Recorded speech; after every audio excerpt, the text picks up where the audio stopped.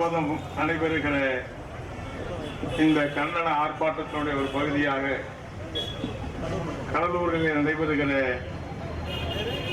இந்த ஆர்ப்பாட்டத்திற்கு தலைமையேற்றிருக்கிற Marxist communist கட்சியினுடைய மாவட்ட செயலாளர் அருமை தோழர் மாதவன் அவர்களே, மார்க்சிஸ்ட் கம்யூனிஸ்ட் கட்சியின் சார்பிலே இங்கே உரையாற்றிய அன்பிற்கினிய தோழர் கருப்பையா அவர்களே, தோழர் உதயகுமார் உள்ளிட்ட மாவட்ட செயற்குழு உறுப்பினர்கள் மற்றும் ஒன்றிய செயலாளர்கள் உள்ளிட்ட தோழர்களே, இங்கே எனக்கு முன்னாலே மிக விரிவாக மிக அழுத்தம் திருத்தமாக இங்கே எழுச்சி உரையாற்றி அமர்ந்திருக்கிற இந்திய கம்யூனிஸ்ட் கட்சியினுடைய நிர்வாக குழு உறுப்பினர் அருமை தோழர் மு கண்ணகி அவர்களே, கட்சியினுடைய மாவட்ட செயலாளர் தோழர் துரை அவர்களே, மாவட்ட நிர்வாக குழு உறுப்பினர் தோழர் குளோப் அவர்களே மற்றும் இந்திய கம்யூனிஸ்ட் கட்சியின் சார்பிலே கலந்து கொண்டிருக்கிற அன்பிற்குரிய தோழர்களே, அதே போல இன்றைக்கு இங்கே விடுதலை சிறுத்தை கட்சியின் சார்பில் ஒரு விளக்கமான உரையாற்றி அமர்ந்திருக்கிற மாநில அமைப்பு செயலாளர் அன்பிற்கினிய தோழர் திருமார்பன் அவர்களே, நம்மோடு என்றைக்கும் இணைந்து பணியாற்றி கொண்டிருக்கிற கடலூர் மாநகராட்சி துணை மேயர் அன்பிற்கினிய தோழர் பா தாமரை செல்வன் அவர்களே, மண்டல செயலாளர்கள் பரசு முருகையன் அவர்களே, வாக்கா செல்லப்பன் அவர்களே மற்றும் விடுதலை சிறுத்தை கட்சியின் சார்பிலே கலந்து கொண்டிருக்கிற மாவட்ட செயலாளர்களே, அதே போல இந்திய சிபிஐ மார்க்சிஸ்ட் கம்யூனிஸ்ட் கட்சியின் சார்பில் கலந்து கொண்டிருக்கிற இங்கே உரையாற்றிய மாநில குழு உறுப்பினர் அருமை தோழர் தனவேல் அவர்களே, ராஜசங்கர் அவர்களே, தோழர் தனவேல் அவர்களே மற்றும் இருக்கிற அன்பிற்கினிய தோழர்களே, திரளாக திரண்டிருக்கிற ஆர்ப்பாட்டத்திலே கலந்து கொண்டிருக்கிற தோழர்களே, பத்திரிகை மற்றும் ஊடக நண்பரை சார்ந்திருக்கிற தோழர்களே, உங்கள் எல்லாருக்கும் முதலிலே என்னுடைய பணிவான வணக்கம். எனக்கு முன்னாலே பேசிய தோழர்கள் மிக விளக்கமாக பேசியிருக்கிறார்கள். எனவே நாம் இன்றைக்கு பார்க்க வேண்டியது என்னவென்று சொன்னால், இன்றைக்கு ஏற்கனவே இந்த தொழிலாளர் உரிமைகளுக்காக நிறைவேற்றப்பட்ட சட்டங்கள் நாடு விடுதலை அடைவதற்கு முன்னாலிருந்து நிறைவேற்றப்பட்ட பல சட்டங்கள் இருக்கிறது. நம்ம மோடி அரசாங்கத்தை கேட்கறதெல்லாம் என்னன்னா, ஏன் இந்த தொழிலாளிகள் போராடி பல்வேறு சட்டங்கள் தனித்தனியா பெற்றாங்க, தனித்தனி சட்டம் இருக்கிறதுனால உங்களுக்கு என்ன தலைவலி வந்து போச்சு? எதுக்காக அந்த சட்டத்தை எல்லாம் 4 தொகுப்பா சேர்த்து பிரிக்கணும்? ஏன் சட்ட புத்தகம் என்ன 4 சட்ட புத்தகங்கள் இன்னும் 2 கூட இருந்தா சரியா போச்சு. இந்த 4 சட்டங்கள் எல்லாம் இத்தனை ஆண்டு காலம் இருக்கிற போது இப்போது அதை திடீரென்று மாற்றி ஒரே தொகுப்பாக 4 தொகுப்பாக இன்றைக்கு மாற்றுகிறார்கள். நான் உதாரணத்துக்கு என்ன சொல்ல விரும்புறேன்னா, உதாரணமா நீங்க பாத்தீங்கன்னா இந்த ஊதிய தொகுப்பு சட்டம்னு ஒரு சட்டத்தை கொண்டு வர்றாங்க. அதாவது ஊதிய சம்பளத்தை பட்டுவாடா செய்வதற்கான சட்டம் 1936 நிறைவேற்றப்பட்டது. அது இப்ப 2025 வரைக்கும் இருக்கு. இந்த 100 ஆண்டுகளுக்கு மேல இருக்கிற சட்டத்தை இப்ப என்னத்துக்கு நீங்க மாத்தணும்? அதே மாதிரி குறைந்தபட்ச கூலி சட்டம், ஊதிய சட்டம், அது 1948 போட்ட சட்டம். இன்னை வரைக்கும் சட்ட புத்தகத்துக்கு தமிழ்நாடு இந்தியாவில் அமலாகிட்டு இருக்கிறது. போனஸ் வழங்குகிற சட்டம், இவ்வளவு போனஸ் வழங்கணும் என்பதற்கான ஒரு தனி சட்டம் இருக்கிறது. அது 1965 நிறைவேற்றப்பட்ட சட்டம், இப்போது வரைக்கும் அமுல்ல இருக்கு. அதே மாதிரி சம ஊதிய சட்டம் என்கிற 76 நிறைவேற்றப்பட்ட சட்டம் இருக்கு. இந்த 4 சட்டம் இப்ப ஒரே சட்டமா மாத்துறாங்க. என்ன அவசியம் இருக்கு? அதே மாதிரி சமூக பாதுகாப்பு தொகுப்பு சட்டங்கள் பாத்தீங்கன்னா ஒரு 9 தலைப்புல தனித்தனி சட்டமா இருந்ததெல்லாம். அதாவது ஊழியர் இழப்பீட்டு சட்டம் என்பது 1923 போராடி பெற்ற சட்டம். அந்த சட்டம் இன்னைக்கு 2025 வரைக்கும் அது அமுல்ல தான் இருக்கு. பிரிட்டிஷ்காரங்காலத்தில் போட்ட சட்டத்தை நாடு விடுதலை அடைஞ்ச பிறகு கூட மாற்றாத சட்டத்தை இப்ப மோடி மாற்ற வேண்டிய அவசியம் என்ன? 9 தனித்தனியா இருக்கிற சட்டத்தை பூரா சுருக்கி ஒரே சட்டமா கொண்டு வராங்க. என்ன அவசியம் இருக்கிறது? ஏன் அதை செய்யணும் கட்டாயம் இருக்கிறது? என்ன பண்ணீங்க? அதே மாதிரி நீங்க பாத்தீங்கன்னா இப்படி பணி பாதுகாப்பு சட்டம், அதுல ஒரு 13 தனித்தனி சட்டங்கள்லாம் இருக்கு. அதெல்லாம் பார்த்தா 1948 52ல போட்ட சட்டங்கள். இந்த ஒவ்வொரு சட்டமும் தொழிலாளி வர்க்கம் போராடி போராடி பெற்றிருக்கிற சட்டம். இதெல்லாம் தானா வந்த சட்டமா? ஏதோ நாடாளுமன்றத்தில் உறுப்பினர்கள் தானா போட்டாங்க அந்த சட்டத்தை. இதெல்லாம் இந்திய நாடு முழுவதும் விடுதலை போராடி தொழிலாளிகள் உயிரை கொடுத்து போராடிய இந்த சட்டங்களை இப்ப எல்லாத்தையும் ஒரே சட்டமா மாத்தலாம். அவர் என்ன சொல்றாரு? இதெல்லாம் தனித்தனியா இருந்தா ஒரே குழப்பமா இருக்கு, அதை ஒண்ணாக்கிட்டோம். ஏன் உமானாலா இல்லாத குழப்பம் இப்ப மட்டும் ஏன் வந்து உனக்கு? வெள்ளக்காரங்காலத்துல போட்ட போது குழப்பமா இல்ல, 47க்கு பிறகு காங்கிரஸ்கார ஆட்சி வந்த போது குழப்பமா இல்ல, ஜனதா கட்சி ஆட்சிக்கு வந்த போது குழப்பமா இல்ல, யூபிஏ ஆட்சிக்கு வந்த போது குழப்பமா இல்ல, மோடி ஆட்சிக்கு வந்த பிறகு குழப்பமா இருக்குன்னா இது ஏன் அந்த குழப்பம் வருது உனக்கு? அந்த சட்டத்தை எல்லாம் வெட்டி சுருக்க வேண்டிய அவசியம் என்ன? அதாவது நான் ஒரே எல்லாரும் சொல்லிட்டு தான் ஒரே ஒரு உதாரணம். எந்த அளவுக்கு இந்த சட்டத்தை கடுமையாக்கி இருக்காங்கன்னா, இப்ப வந்து நம்ம நெய்வேலி தொழிலாளி இருக்கிறாங்க, அல்லது நெல்லிக்குப்பம் தொழிலாளி இருக்கிறார், ஏதோ ஒரு கோரிக்கை வச்சு போராடுறாங்க, ஸ்ட்ரைக் பண்றாங்கன்னு வச்சுக்கீங்க. அந்த தொழிலாளி ஸ்ட்ரைக் பண்ணி உண்ணாவிரதம் உட்கார்ந்து இருக்கிற போது நீங்க யாராவது 10 பேர் போய் அவங்களுக்கு ஒரு 10 ரூபாய் நன்கொடை கொடுத்தீங்கன்னு வைங்களேன், நீங்களும் குற்றவாளி பட்டியலில் சேர்த்து கைது செய்யப்படுகிற அளவுக்கு சட்டம் தீவிரமா இருக்கு. நம்ம எல்லாம் ஆர்ப்பாட்டம் நடத்துறோம், பத்திரிகையாளர் வந்து போட்டோ எடுத்தாரு, தடை செய்யப்பட்ட வேலை நிறுத்த தடை செய்யப்பட்ட சட்டத்தை அந்த தொழிலாளி போராடுகிற போது அவருக்கு ஆதரவு தெரிவிச்சாலும் தப்பு, நிதி கொடுத்தாலும் தப்பு, ஆதரிச்சு ஊர்வலம் போனாலும் தப்பு, அந்த செய்திய பத்திரிகையில பிரிச்சாலும் அதுவும் சட்டப்படி குற்றம். என்ன நாடு இது? ஒரு தொழிலாளி போராடுகிற போது அவனுக்கு ஆதரவா செய்யக்கூடாதா? தொழிலாளி போராடுகிற போது அவர்களுக்கு ஆதரவான உதவியை செய்யக்கூடாதா? இப்படி எல்லாம் செய்வது கூட குற்றம் என்று சொல்லுகிற அளவுக்கு இந்த சட்டங்கள் கடுமையாக்கப்பட்டிருக்கு என்று சொன்னால் எவ்வளவு மோசமாக இருக்கு என்றுதான் பார்க்க வேண்டும். அது மட்டுமல்ல, இன்னைக்கு இந்த சட்டத்துடைய அடிப்படை தன்மை தொழிற்சங்கம்னு இப்ப நாம என்ன கேட்கிறோம்னா, இந்த தொழிற்சங்கம் நீங்க வந்து தொழிலாளி தொழிற்சங்கமே வச்சுக்க கூடாது, அப்படி வச்சுக்கிட்டா அதை அங்கீகரிக்க மாட்டேங்கிறீங்க அப்படின்னு வச்சுக்கன்னு வச்சுங்க. தொழிற்சங்கம் எதுக்கு? ஒரு 1000 பேர் தொழிலாளி இருக்காங்கன்னா 1000 பேரையும் மேனேஜரை போய் பார்த்து ஒவ்வொருத்தரா கோரிக்கை வச்சான்னு வச்சுக்கோ, ஒவ்வொருத்தரா தனித்தனியா கோரிக்கை வைக்கிறான், அந்த மேனேஜர் ஒவ்வொருத்தையும் பேச்சுவார்த்தை நடத்த முடியுமா? ஒவ்வொருத்தையும் கோரிக்கை என்னன்னு கேட்க முடியுமா? இதையெல்லாம் ஒட்டுமொத்தமாக நிர்வாகத்திடம் சொல்லி அந்த தொழிலாளிகளுக்கு உரிமையை கேட்டுக் கொடுப்பதுதான் தொழிற்சங்கம். இப்ப நீங்க தொழிற்சங்கம் இல்லைன்னா சிறந்தா போச்சு. ஒரே சங்கம் ஒரு ஆள் வர்றதுக்கு பதிலா 100 பேர் போய் ஏன் கோரிக்கை செய்யணும் அவன் கதி என்ன ஆகும்? அந்த தொழிற்சாலை நிர்வாகம் நடத்த முடியுமா? அந்த தொழிற்சாலை இயங்க முடியுமா? எனவே இப்படிப்பட்ட ஒரு கேடுகட்ட சட்ட திருத்தங்களை எல்லாம் வேலை நிறுத்தமே பண்ணக்கூடாது, தொழிற்சங்கமே வச்சுக்க கூடாது, நீங்க உரிமையே கேட்கக்கூடாது. இன்னும் சொல்ல போனா தொழிற்சங்க வரையறைக்குள்ள இருக்கிற பல்வேறு பிரிவுகளை அதுல இருந்து எடுத்துட்டாங்க. மக்கள் சேவையில ஈடுபடக்கூடிய அப்படிப்பட்ட சங்கங்களுக்கு தொழிற்சங்க உரிமை கிடையாது. அப்படின்னா போக்குவரத்து கூட மக்கள் சேவை தான், ரயில்வே கூட மக்கள் சேவை தான், வேறு பலர்கள்லாம் கூட மக்கள் சேவை தான். இப்ப கல்லூரிகள் நடத்துறாங்க பல பேர் என்ஜிஓக்கு, அவங்க என்ன சொல்றாங்க, நாங்க மக்களுக்காக என்ஜிஓ வச்சு நடத்துறோம், அங்க கூட சங்கம் வைக்க முடியாது. எனவே எங்கேயுமே தொழிற்சங்கம் வைக்க முடியாது என்கிற இப்படிப்பட்ட திருத்தங்களை எல்லாம் அதையெல்லாம் நம்ம விலைக்கு பேசினா 2 நாளைக்கு பேசணும். இந்த ஒவ்வொரு உரிமைக்காக எவ்வளவு பெரிய போராட்டங்கள் இந்த நாட்டில் நடந்திருக்கு. இதெல்லாம் சாதாரணமாக வந்த சட்டங்கள் அல்ல.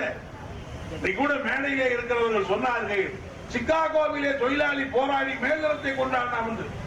சிக்காகோவிலே தொழிலாளிகள் போராடுவதற்கு முன்னாலேயே இந்தியாவிலே 8 மணி நேரம் வேலை வேண்டும் என்று முதலிலே குரல் கொடுத்த தொழிலாளி இந்திய தொழிலாளி என்பதை நாம் மறந்துவிடக் கூடாது.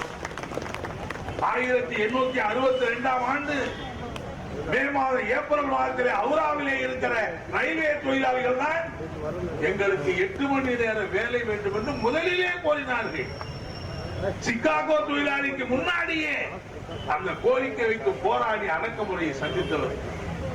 இப்படி இந்தியாவில் எத்தனையோ தொழிலாளிகள் போராடி தான் இந்த உரிமைகள் வந்திருக்கிறது. இவைகளையெல்லாம் இன்னைக்கு நீங்க நினைச்ச நேரத்தில் பறிச்சிட முடியுமா? நான் மோடிக்கு என்ன சொல்றேன்னா, உங்களுக்கு நாடாளுமன்றத்தில் வேணா மெஜாரிட்டி இருக்கலாம், அங்க உங்க பஜரமண மாதிரி நீங்க மாற்றி வச்சிருக்கீங்க. அங்க கை தூக்குனா கை தூக்கு மாதிரி ரயில்வே ஸ்டேஷன்ல கை காட்டி இருக்கிற மாதிரி அங்க நாடாளுமன்ற உறுப்பினரும் பொறுப்பு இருக்கிறாங்க. நீங்க மெஜாரிட்டியை வச்சு எதிர்கட்சியுடைய குரல்களை நசுக்கி அதையெல்லாம் மீறி இந்த சட்டத்தை நிறைவேற்றி இருக்கலாம். இன்னும் சொல்ல போனா இந்த சட்டம் இருக்க, இது எதிர்கட்சிகள்லாம் வெளியேறி இருக்கிற நேரத்தில் சைலண்டா சட்டம் போடாம நிறைவேற்றி விட்டாரு மோடி. உண்மையிலே என்ன பண்ணிருக்கணும்? உனக்கு தைரியம் இருந்தா எதிர்கட்சிகள் எல்லாம் அமர்ந்து இருக்கிற போது இந்த சட்ட முன்வழியை சொல்லி விவாதித்து நிறைவேற்றி இருக்க வேண்டும். அவங்க எல்லாம் வெளியில் இருக்கிற போது, ஆர்ப்பாட்டத்தில் இருக்கிற போது சட்டத்தை நீங்கள் சைலண்டா நிறைவேற்றிட்டீங்க. மோடி அவர்களுக்கு சொல்லிக்கொள்ள விரும்புகிறேன், நீங்க இப்ப தேன்கூட்டுல கை வச்சிருக்கீங்க, வேற எதையோ நீங்க செஞ்சீங்க. இன்னைக்கு தேன்கூட்டிலே கை வைத்திருக்கிற மோடி அவர்களே, போராடி பெற்றிருக்கிற தொழிலாளி வர்க்க உரிமையை நீங்கள் கை வைத்து சொன்னால் உங்கள் கையே இருக்காமல் ஆக்கிற காரியத்தை இந்திய தொழிலாளி வர்க்கம் நிச்சயமாக செய்யும். என்ன தொழிலாளிகளுக்கெல்லாம் பயணித்து விடுவார்களா? தொழிலாளி அடங்கி போய் விடுவார்களா? அதான் எனக்கு முன்னாடி சொன்னாங்களே, 4 விவசாய சட்டத்தை நீங்கள் போட்டீர்கள், நாடாளுமன்றத்தில் மெஜாரிட்டி இருந்தது, பல சட்டமன்றத்தில் சட்டங்களை நிறைவேற்றி விட்டார்கள். அன்னைக்கு எடப்பாடிங்கிற எடுபடி கூட அந்த சட்டத்தை தமிழ்நாட்டில் நான் ஆதரிக்கிறேன் சொன்னார். அது ரொம்ப சிறந்த சட்டம் என்று சொன்னார். அப்படிப்பட்ட எடப்பாடிக்கு மாறாக அப்படிப்பட்ட அந்த பிஜேபி அரசாங்கம் நிறைவேற்றிய சட்டத்தை வாபஸ் வாங்கன்னு சொன்னோம். அதெல்லாம் வாபஸ் வாங்கவே முடியாது. உயிரே போனாலும் சரி, எங்க ஆட்சியே போனாலும் வாபஸ் வாங்க முடியாது என்றார்கள். ஆனால் அருமை தோழர்களே, இந்தியா விவசாயிகளுடைய போராட்ட வரலாறு ஒரு புதிய வரலாற்றை படைத்தது. எந்த வாயாலே அந்த சட்டத்தை நாடாளுமன்றத்திலே அவர் முன்மொழிந்தாரோ அதே வாயாலே இந்த சட்டத்தை நான் வாபஸ் வாங்க வைக்கிறேன் என்று சட்டமன்றத்திலே நாடாளுமன்றத்தில் அறிவிக்க வைத்தது விவசாயிகளுடைய போராட்டம். நாடாளுமன்றத்தில் என்ன வேண்டாலும் செஞ்சுள்ளோம், பார்லிமெண்ட்ல நீங்க எத்தனை பில் வேண்டாலும் பாசிடலாம், ஆனால் அதை நடைமுறைப்படுத்தி விட முடியுமா?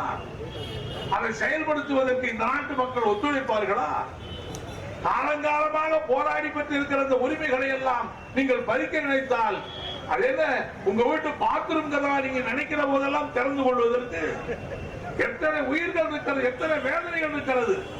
ஒரு நீண்ட நெடிய வரலாற்று பாரம்பரியம் மிக்க இப்படிப்பட்ட உரிமைகளை உயிரே போனாலும் இந்திய தொழிலாளி வர்க்கம் விட்டுக் கொடுக்காது என்பதுதான் இன்றைக்கு இருக்கிற நிலை. நீங்க இந்த சட்டத்தை எதுக்கு கொண்டு வரீங்க? சரி, நான் என்ன கேட்கிறேன்னா, இந்த சட்டம் எதுக்காக இப்படிப்பட்ட சட்டங்களை நீங்கள் கொண்டு வருகிறீர்கள்? இதனால இந்த நாட்டுக்கு என்ன நடக்க போகிறது? இந்த நாட்டுக்கு மேலும் வளம் தர போகுதா? பாலாறும் தேனாரும் இல்லையா? கொஞ்சம் நல்லா அமைதியா இருங்க, நாங்க நாடை முன்னேற்றத்துக்காக, நாடு வளம் பெறுவதற்கு ஒரு வலிமையான திட்டத்தை போட்டிருக்கிறோம், ஒரு வளமான திட்டத்தை போட்டிருக்கிறோம். ஆகவே இதனாலே நாட்டை முன்னேற்றி விட முடியும் என்று உங்களாலே சொல்ல முடியுமா? யாருக்காக இந்த சட்டங்களை போடுகிறீர்கள்? ஒரு 4 கார்பரேட் முதலாளிகளுக்காக, இந்த நாட்டை ஆளக்கூடிய மிகப்பெரிய வசதி படைத்த கார்பரேட் கம்பெனிகளுக்கு தானே இந்த சட்டங்களை போடுகிறீர்கள். வெளிநாட்டு முதலாளிகளை வரவழைக்க வேண்டும், அந்த முதலாளிகளுக்கு இந்திய நாட்டு தொழிலாளிகளை சுரண்டுவதற்கான அதிகாரத்தை கொடுக்க வேண்டும். கார்பரேட் முதலாளிகளுக்கு சுரண்டுகிற உரிமையை, தொழிலாளிகளை சுரண்டுகிற உரிமையை கொடுப்பதற்கு நீங்கள் சட்டத்தை திருத்தினால் தொழிலாளி வர்க்கம் அதை ஏற்றுக்கொள்ளுமா? இந்த 4 ஆண்டுகள், இந்த 11 ஆண்டு காலத்தில் நீங்க தொழிலாளிக்கு என்ன செஞ்சிருக்கீங்க? உழைப்பாளி மக்களுக்கு என்ன செய்திருக்கிறீர்கள்? அவர்களுக்கான ஏதாவது ஒரு நல்ல காரியத்தை செய்தது உண்டா? நீங்கள் ஏதாவது ஒரு சலுகையை நீங்கள் அறிவித்தது உண்டா? ஆனால் கார்பரேட் முதலாளிகளுக்கு அனுதினமும் சலுகை அனுபவித்தே இருக்கீங்க. ஒவ்வொரு நாடாளுமன்ற பட்ஜெட் கூட்டத்திலேயும் அவர்களுக்கு சலுகையை வாரி வாரி அறிவிக்கிறீர்கள். நீங்க இப்ப பாத்தீங்கன்னா பிரைம் மினிஸ்டர் அடிக்கடி வெளிநாட்டுக்கு போறாரு. அதுக்கு முன்னாடிலாம் போவாங்க வெளிநாட்டுக்கு. வெளிநாட்டு பிரதம மந்திரி போனாருன்னா கூட நிதி அமைச்சர் போவார். கூட தொழில்துறை அமைச்சர் போவார், கூட பாதுகாப்பு துறை அமைச்சர் போவார். மோடி அவர்கள் நீங்க பாத்தீங்கன்னா அவர் வெளிநாட்டுக்கு போற போது அமைச்சரவையில் இருந்து அவர் மட்டும்தான் போவார். அவர் கூட யார் போவா? அம்பானியினுடைய பிரதிநிதிகள் போவார்கள், அதானியினுடைய பிரதிநிதிகள் போவார்கள், டாடாவும் பிர்லாவுடைய பிரதிநிதிகள் போவார்கள். நீங்க இன்றைக்கு உலக நாடுகளிலே சென்று பேச்சுவார்த்தை நடத்துகிறீர்களே, இந்த நாட்டு மக்களுக்காக நடத்துறீங்க. அமெரிக்காவோடு ஒப்பந்தம் போட போகிறீங்களே, இந்த நாட்டு மக்களுக்காக ஒப்பந்தம் போடுறீங்க. இப்ப 4 நாட்களுக்கு முன்னால் ரஷ்ய அதிபர் இந்தியாவுக்கு வந்து பேசி ஒப்பந்தம் போட்டிருக்கிறாரே, இந்த நாட்டு மக்களுக்காக ஒப்பந்தம் போடுறீங்க. அந்த ஒப்பந்தங்களை எல்லாம் எடுத்து பார்த்தால் இந்த நாட்டு கார்ப்பரேட் கம்பெனிகளுக்கான வர்த்தக ஒப்பந்தம். இன்னைக்கு ரஷ்யாவிலே சென்று நாங்கள் உர தொழிற்சாலை ஆரம்பிக்க போகிறோம் என்று அறிவித்திருக்கிற யாரு ஆரம்பிக்க போறார்? அரசாங்கமா போகுது. அம்பானி போய் மூலதனம் போடுவாரு, அதானி போய் மூலதனம் போடுவாரு. அவருக்கு லாபம் என்று தானே அங்க போறீங்க. நீங்க இலங்கைக்கு போனீங்க, இலங்கையில போனா இலங்கை அரசாங்கத்தோடு ஒப்பந்தம். யாருக்கு? அதானி காத்தாடி மின்சாரம் தயாரிப்பதற்கு ஒப்பந்தம் அங்க போய் போடுறீங்க. நீங்க பிரான்சுக்கு போன அங்க இருக்கிற சுரங்கத்தை அதானிக்கு வாங்கி கொடுக்கிற ஒப்பந்தம் போடுறீங்க. எனவே உங்களுடைய ஆட்சி இது இந்திய மக்களுடைய ஆட்சியாக இல்லை. பாரத பிரதமர்களே இன்னைக்கு எப்படி மாறிட்டாருன்னா, பாரத பிரதமர் என்பதற்கு பதிலா கார்ப்பரேட் முதலாளிகளுடைய கைகூலியாக மாறி இருப்பதுதானே பிரதமர் நம்ம நரேந்திர மோடி. அவங்க லாபம் அடிக்கணும், அவங்க மேலும் மேலும் கொடுக்கணும், உழைப்பு சுரண்டல் அதிகமாகணும், உழைப்பு திருட்டு அதிகமாகணும். உழைப்பை சுரண்டுவதற்கு பகிரங்கமாக இன்னைக்கு முதலாளிக்கு ஆதரவாக இந்த சட்டத்தை போட்டிருக்கிறீர்களே தவிர, இந்த சட்டத்தினாலே இந்த நாட்டுக்கு ஏதாவது பலன் உண்டா? நாட்டு பொருளாதாரம் பலமடையும் என்று சொல்ல முடியுமா? நாட்டினுடைய வளர்ச்சி அதிகரிக்கும் என்று சொல்ல முடியுமா? அம்பானியும் அதானியும் வளர்வதற்குத்தான் இந்த சட்ட திருத்தங்கள் இருக்கிறதே தவிர தொழிலாளருடைய உரிமைகளை பறிப்பது. 8 மணி நேரம் இன்னைக்கு நீங்க பாத்தீங்கன்னா இந்தியாவிலே சற்றேறக்குறைய 12 மாநிலங்களிலே சட்டம் நிறைவேற்றி விட்டார்கள். 8 மணி நேரத்துக்கு பதிலாக 12 மணி நேரம், 14 மணி நேரம். தமிழ்நாட்டிலே கூட அரசு நிறைவேற்றியது திராவிட முன்னேற்ற கழக அரசு. நாமெல்லாம் வற்புறுத்திய பிறகு அந்த அரசு அந்த சட்டத்தை சட்டமன்றத்திலே நாம் திரும்ப பெறுகிறோம் என்று சொன்னார்கள். இந்தியாவிலே பாஜக ஆளக்கூடிய மாநிலங்களிலே 12 மணி நேர சட்டத்தை நிறைவேற்றி இருக்கிற யாருக்காக? அவன் என்ன சொல்றான்? அந்த மூர்த்தி பெரிய கார்பரேட் முதலாளி. ஏன் தொழிலாளி எல்லாம் வீட்லயே உட்கார்ந்து பழைய பொண்டாட்டி முகத்தையே பார்த்துட்டு இருக்கீங்க? நீங்க தொழிற்சாலையில 10 மணி நேரம் 12 மணி நேரம் நல்லா வேலை செய்யுங்க. யாருக்கு யாரு ஆலோசனை சொல்வது? எனவே இந்த சட்டங்கள் எல்லாமே கார்ப்பரேட் முதலாளிகளை மேலும் மேலும் கொழுக்க வைப்பதற்கான, சுரண்டலை அதிகரிப்பதற்கான சட்டங்களை தவிர இந்த நாட்டு வளர்ச்சிக்கோ மற்றதுக்கோ முன்னேற்றமே இல்லை. பாருங்கள், இப்போ வந்து இந்தியாவில் விமான நிலையத்துக்கு போனா பெரிய திருவிழா கூட்டமா இருக்கு. இண்டிகோங்கிற கம்பெனி சற்றேறக்குறைய 1000க்கு மேற்பட்ட விமானங்களை இயக்குற அந்த கம்பெனி இன்னைக்கு இயக்க முடியாமல் நிறுத்திட்டான். இன்னைக்கு வெளிநாட்டுக்கு போக வேண்டிய வெளிநாட்டுக்கு போகல, வெளிநாட்டில இருந்து இந்தியாவுக்கு வர வேண்டிய இந்தியாவுக்கு வரல. ஒருத்தர் அப்பா இறந்து போயிட்டான்னு செய்தி போயிருக்கு. அவன் குடும்பத்தோட பாவம் அங்கிருந்து ஏர்போர்ட்டுக்கு வந்தா விமானம் நிறுத்துங்கிறான். அவன் திரும்பி வீட்டுக்கு போறதா என்ன செய்ய முடியாம அங்க குழம்பிக்கிட்டு இருக்கிறான். இங்கிருந்து வெளிநாட்டுக்கு போக வேண்டிய பல ஆள் வெளிநாட்டுக்கு போக முடியல. கல்கத்தாவில் இருக்கிறவன் சென்னைக்கு வர முடியல, சென்னையில் இருக்கிறவன் கல்கத்தாவுக்கு போக முடியல. சென்னையிலேருந்து கோயம்புத்தூருக்கு விமான கட்டணம் எவ்வளவு தெரியுமா? 4000 ரூபாய் 3500 ரூபாய் இருந்தது. இன்னைக்கு 60,000 ரூபாய் என்று உயர்த்தி விட்டார்கள். இண்டிகோ கம்பெனி வேலை நிறுத்தம் நடைபெற காரணத்தினாலே மற்ற கம்பெனிகள் இன்னைக்கு பல மடங்கு ஏற்றி கொள்ளையடிக்கிறார்கள். இதற்கு யார் காரணம்? ஏன் இப்படிப்பட்ட நிலைமை வந்தது?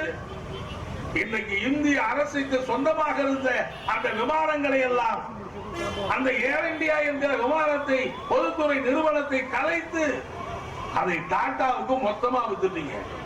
என்ன கேடு கட்ட நிலைமைன்னா, பக்கத்தில் இருக்கிற இலங்கை இருக்குல்ல, ஒரு சின்னஞ்சிறிய அரசாங்கம், சின்னஞ்சிறிய நாடு, பொருளாதாரத்தில் பெரிய வளர்ச்சி இல்லாத நாடு, தொழில் வளம் இல்லாத நாடு, அந்த நாடு கூட ஸ்ரீலங்கன் ஏர்லைன்ஸ் ஒரு விமானத்தை இயக்கிட்டு இருக்கிறார்.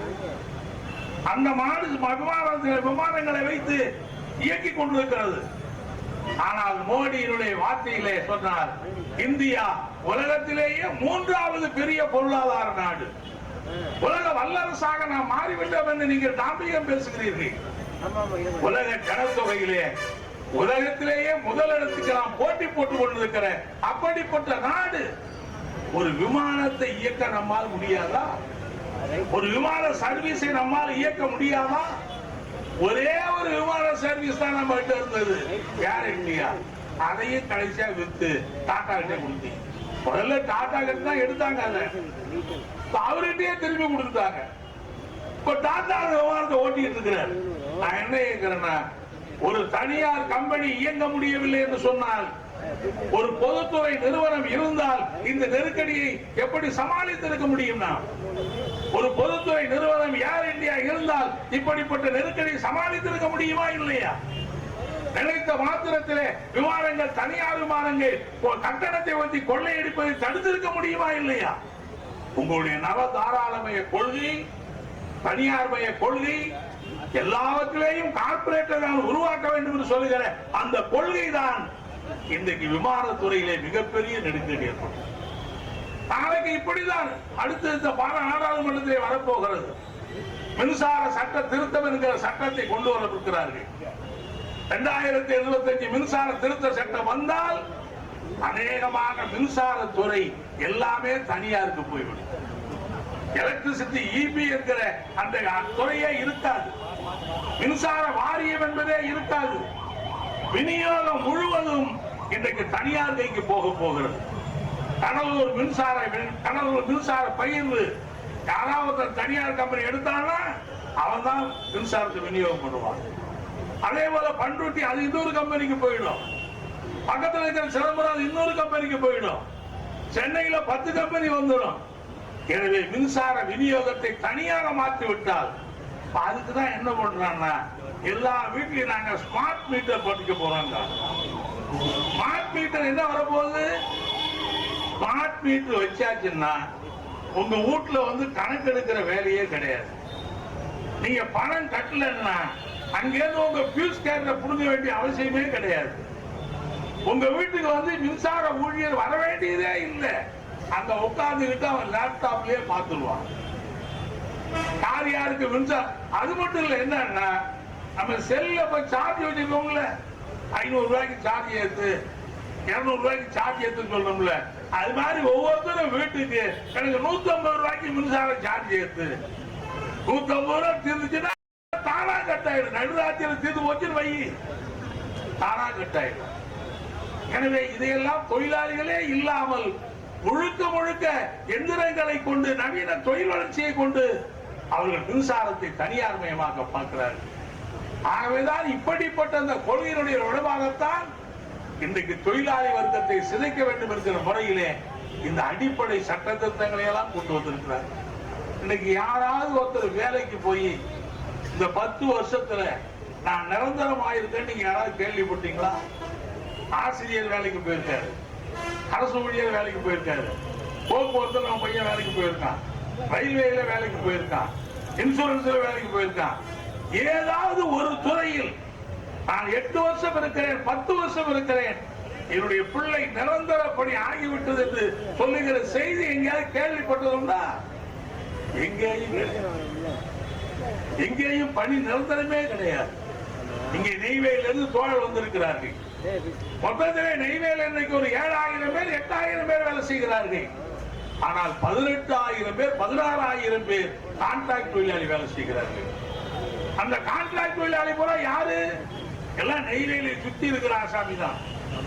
அவர் 10 வருஷமா கான்ட்ராக்ட், 15 வருஷமா கான்ட்ராக்ட், சாவர வரைக்கும் கான்ட்ராக்ட் தான், வேற வேலையே கிடையாது, வேற பணியே கிடையாது, ப்ரமோஷன் கிடையாது, பணி நிரந்தரம் கிடையாது, பென்ஷன் கிடையாது, டிஏடிஏ எதுவுமே கிடையாது. உனக்கு வேலை செஞ்சா ஒரு 100 ரூபாய் 200 ரூபாய் சம்பளம், அவ்வளவுதான். ஒரு அத்துக்கூலி பண்ணையடிமைகளை போல தொழிலாளிகளை நடத்துகிற அந்த நடைமுறை தான் இன்னைக்கு இருக்கிறது.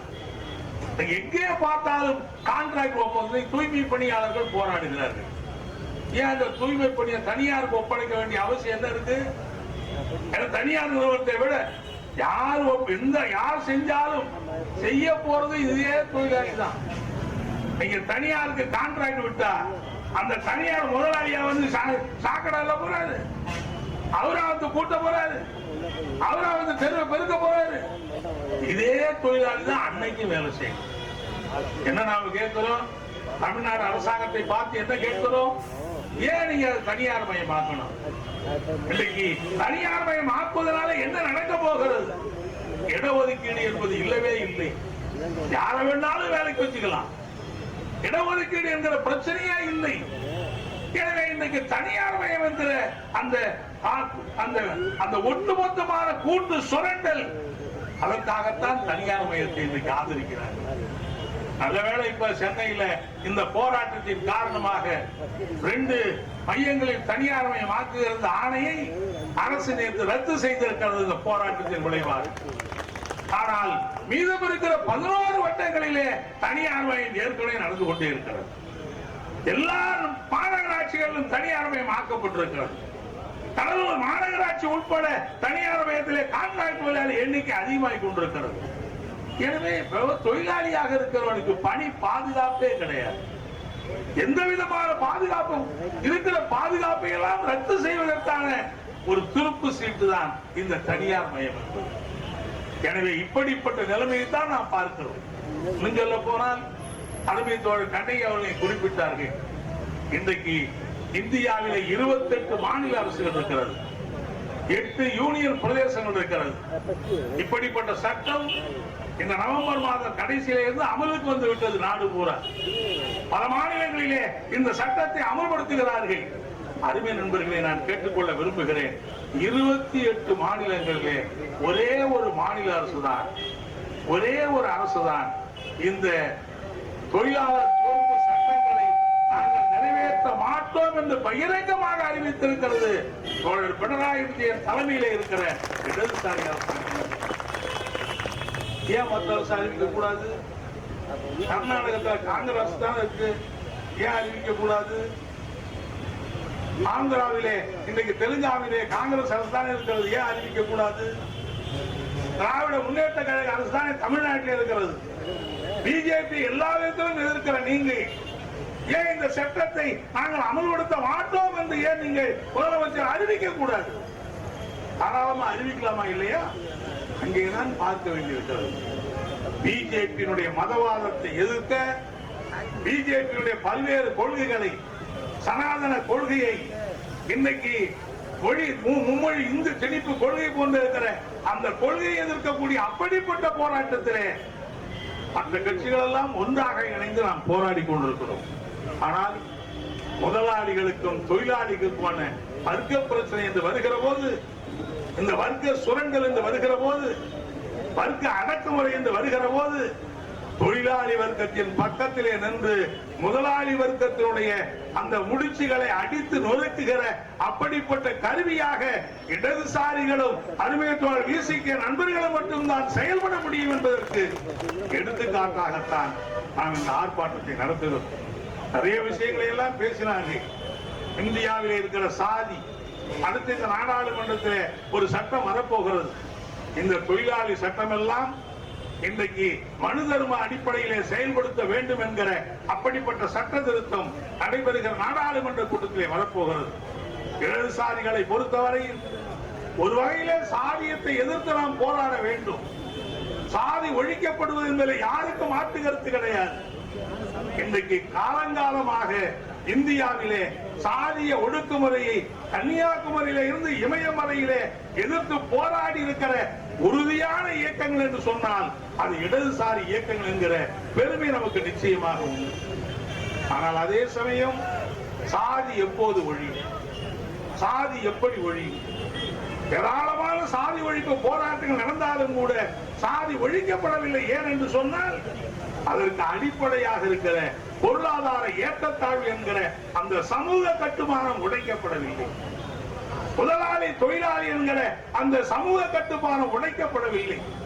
மனு தர்மம் சனாதனவாதிகளால் ஆதரிக்கப்படுகிற அந்த மனு தர்மம் இருக்கிறதே, அது வெறும் சாதிய ஏற்றத்தாழ்வு மட்டும் பேசவில்லை, பொருளாதார உடைமை ஏற்றத்தாழ்வுக்கு வக்காலத்து வாங்குகிற அமைப்பு தான் அந்த மனுநீதியாக இருக்கிறது.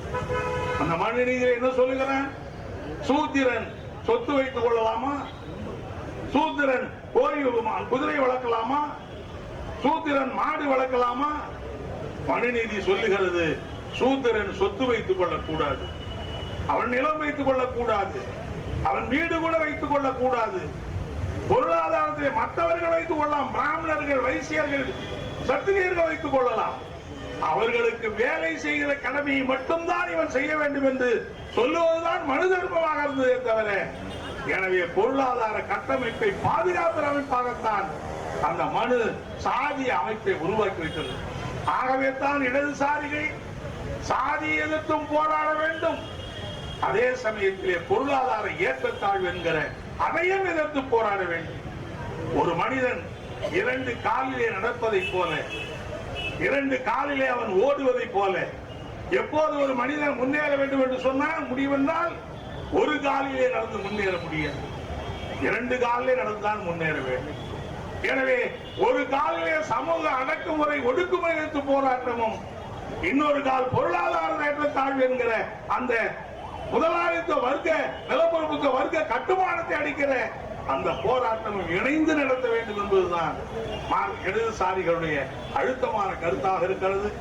இந்த வேளையிலே இன்றைக்கு தமிழக அளவில் இடதுசாரிகள் நடத்தக்கூடிய இந்த ஆர்ப்பாட்டத்தில் இப்படிப்பட்ட வர்க்க பிரச்சனைகளிலே கார்ப்பரேட் முதலாளிகளை எதிர்க்கிற பல பேர் மேடையில வேற யார வேணாலும் பேசுவாங்க, ஆனால் கார்ப்பரேட் முதலாளிகளை எதிர்த்து பேசுவதற்கு ஒரு தைரியம் என்றிருக்கிறது. கார்ப்பரேட் முதலாளிகளை எதிர்த்து குரல் கொடுப்பதற்கு ஒரு மன திண்மை வேண்டி இருக்கிறது.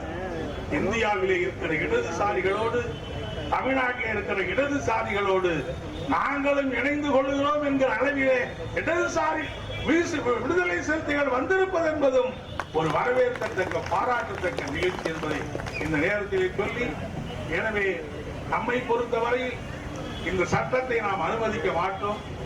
தமிழ்நாடு அரசு இந்த சட்டத்தை நாங்கள் செயல்படுத்த மாட்டோம் என்று அறிவிக்க வேண்டும். ஒருவேளை அவர்கள் அறிவிக்கவில்லை என்று சொன்னால் தமிழ்நாட்டில் இருக்கிற தொழிலாளி வர்க்கம் எந்த மோடியை ஒரு முகத்திலே பார்க்கிறார்களோ அதே தோற்றத்திலே பார்க்க வேண்டிய ஒரு கட்டாயம் ஏற்படும் என்பதையும் இந்த நேரத்திலே சொல்லி, நிச்சயமாக முதலமைச்சர் இந்த கொள்கைகள், இந்த சட்ட திருத்தத்தை, அதற்கான விதிகளை நாங்கள் உருவாக்க மாட்டோம் என்று அறிவிக்கிற அந்த போராட்டத்தை நடத்த வேண்டும். இன்றைக்கு மட்டுமல்ல, தொடங்குகிற இந்த போராட்டம் ஒரு பிரம்மாண்டமான போராட்டமாக கிளம்பி எழ வேண்டும். விவசாயிகளும் தொழிலாளிகளும் ஒன்று திரண்டு மோடி அரசாங்கத்தினுடைய இந்த சட்டத்தை தவிடுபடியாக்குகிற அந்த காரியத்தை நாம் செய்ய வேண்டும். அது தவிடுபடி ஆக்குவதன் மூலமாகத்தான் போராடி பெற்றிருக்கிற உரிமைகளை பாதுகாப்பது மட்டுமல்லாமல் மேலும் பல உரிமைகளை கேட்டு போராட வேண்டிய அப்படிப்பட்ட நிலைமைக்கு நம்மை நாம் தயார்படுத்திக் கொள்ள வேண்டும். அதற்கு நாம் நம்மை தயார்படுத்திக் கொள்ள வேண்டும் என இந்த நேரத்தில் கேட்டு, இந்த ஆர்ப்பாட்டத்திலே கலந்து கொண்டிருக்கிற உங்கள் எல்லாருக்கும் மார்க்சிஸ்ட் கம்யூனிஸ்ட் கட்சியின் சார்பிலே வாழ்த்துக்களை தெரிவித்து நிறைவு செய்கிறேன். நன்றி, வணக்கம்.